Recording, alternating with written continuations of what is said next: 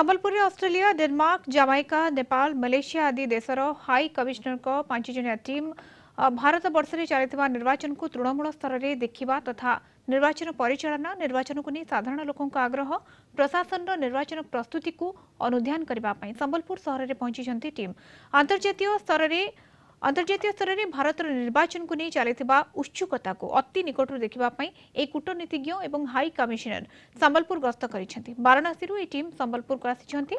वाराणसी में प्रधानमंत्री निर्वाचन को यह टीम देखा संबलपुर में हाई प्रोफाइल निर्वाचन को देखिए।